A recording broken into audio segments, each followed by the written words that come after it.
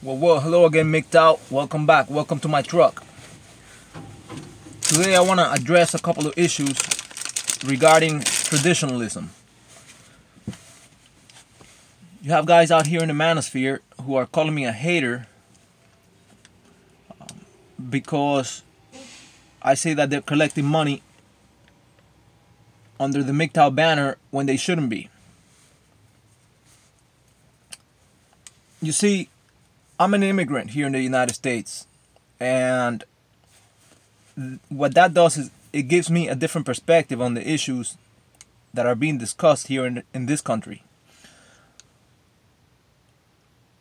In Latin America, to be a MGTOW, and I'm sure if you explore, if you're able to, if you speak both Spanish and English, and you're able to explore the Latin portion of the Manosphere, that is the portion of the Manosphere that is in Europe, in Spain, I mean, and the rest of Latin America. If you're able to explore that section of the Manosphere, you'll soon discover that these guys, that they're rather different in their approach to the MGTOW philosophy. First of all, to be a MGTOW in the Hispanic Manosphere is to be a monk.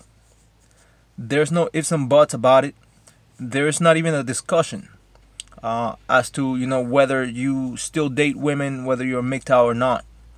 It doesn't even come to the fore. To be MGTOW is to be a monk. And I'm gonna elaborate a little bit on this subject here in the latter portion of this video. But the second thing that I've noticed about the Spanish Manosphere, or the Latin Manosphere, is that no one shows their face. Now, why this is, I have no idea. I've tried to do some sort of self-inquiry and to see if maybe this is a cultural thing, right? But I haven't come to any concrete conclusions so far as to why this is the case. So no one shows their face, everyone's a monk, and last but not least, and perhaps more importantly, the Latin portion of the Manosphere is characterized by the participants fighting, or the participants opposing, traditionalism as opposed to feminism. Here in the United States, what we tend to, what MGTOWs tend to associate against or oppose the most is the feminist ideology that has taken over here in this part of the West. But we have to keep in mind that in Latin America, many women are still traditionalist women.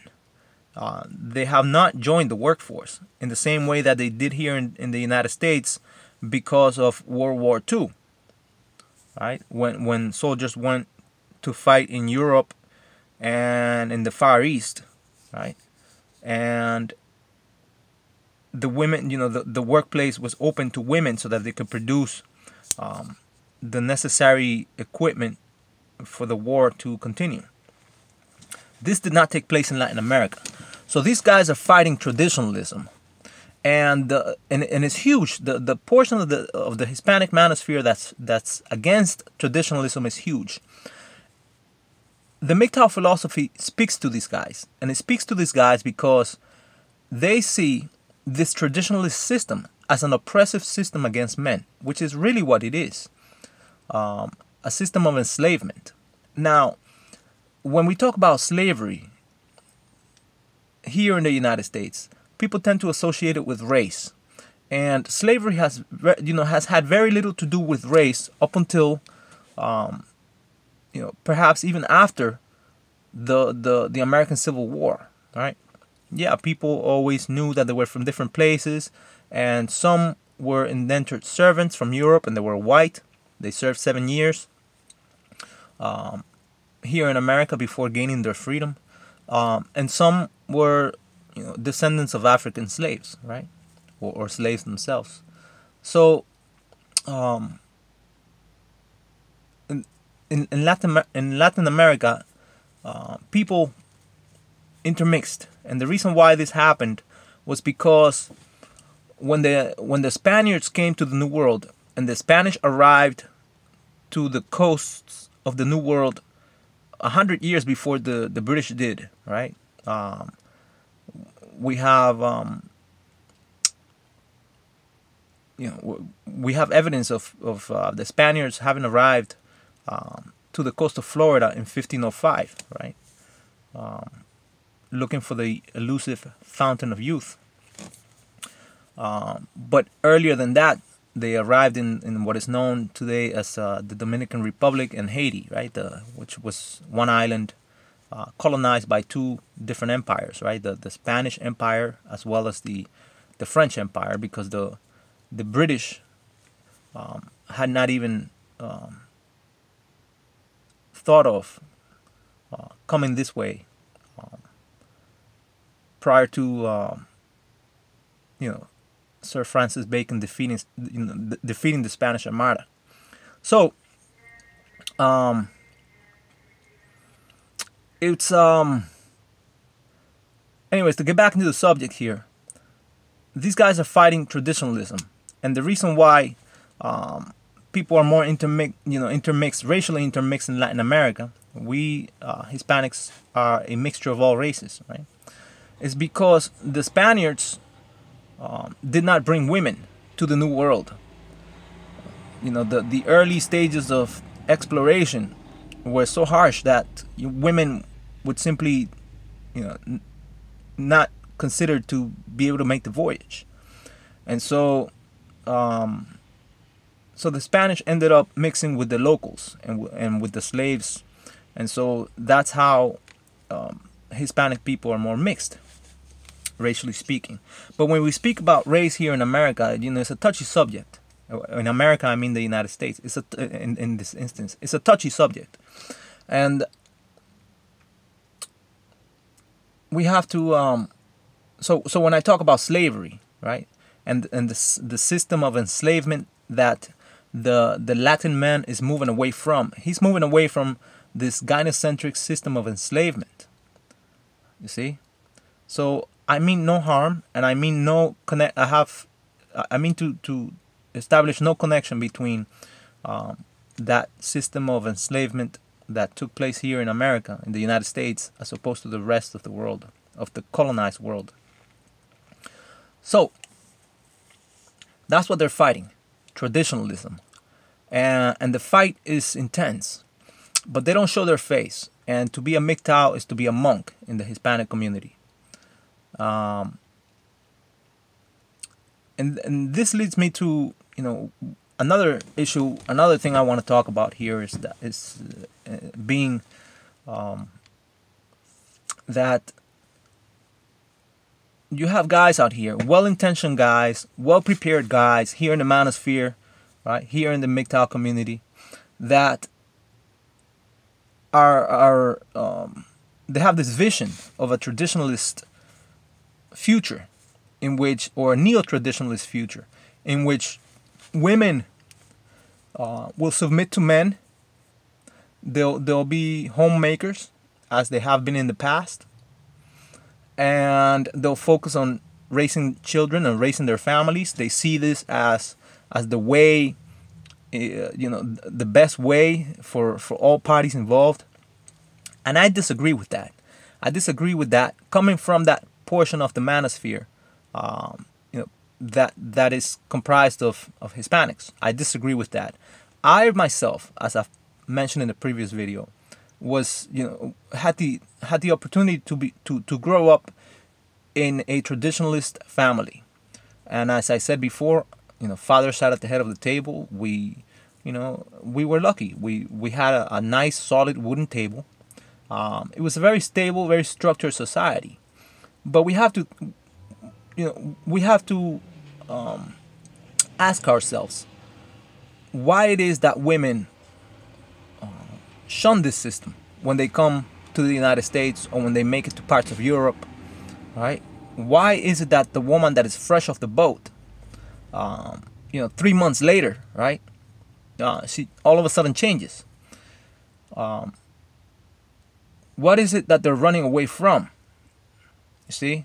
So to try and pin down a woman into a system that she's not happy, right? That she's definitely not happy, because this is one of the rare instances where we get uniformity in women's behavior.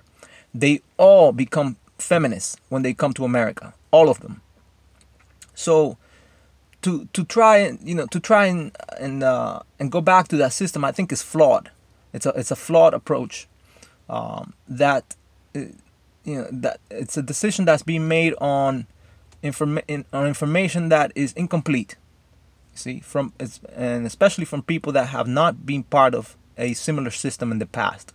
These were men who perhaps were raised in single families, or some of them were are old out there. The traditionalists, some of them are gentlemen who are advanced in age, and grew up in that system, but don't realize that that the ability for us to go back to that system of a traditional family is very limited indeed. As I've said before, because of the economic system, right? The economic system has changed the way we produce things, and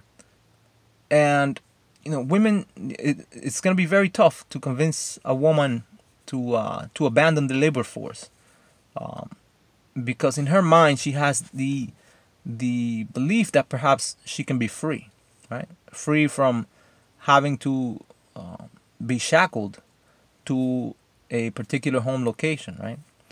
And the other thing is that what women do in a traditionalist system, what they provide is very limited indeed. They're not great mothers for the most part, most of them anyways. They spend their days gossiping. Women used to cook, but now, of course, because of fast foods and whatnot, the advent of commercialized food, this is, it's going to be hard for us to convince these women to learn to cook, to stay at home, to serve her husband or whatever. Hypergamy will always be active. Human nature will always be there, and the girls don't want to be pinned down. They really don't.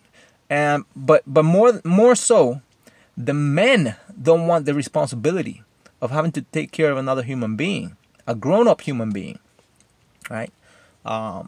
In some countries, there was a system of paying the groom, right, or the groom's family, for taking a wife, right? So at the time of marriage, the girl's father would come forth and say, what, here's some, a little extra for you guys to get started on the right foot. A little extra for you guys to get started, to get started in the right foot and have a, have a successful time, having a family, right? A new family, right? Here's some money, right? So, I think of India, right? And it became a norm that, because women would not produce, right? They were considered a liability, right? This was the case. So, there are many things that in a traditionalist system are just, people are just not willing to go back to any of that, right? The other thing is, many women nowadays are not virgins by the time they get married, right? It used to be that, a guy would be able to return the woman right back to her father if she wasn't a virgin, right? She's not a virgin, and you married her, and it was considered a fraud.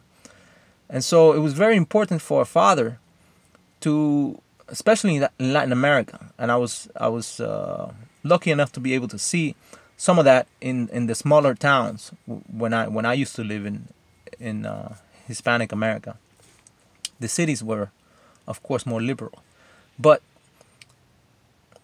it was the father's responsibility, right, to ensure that the young woman kept her virginity intact as a way to preserve the family's honor, right, as well as her own reputation. You see, within that town, within that community, and that's just not there anymore. You know, women nowadays, they start having sex at a very early age. You know, middle school, high school. They start exploring their sexuality.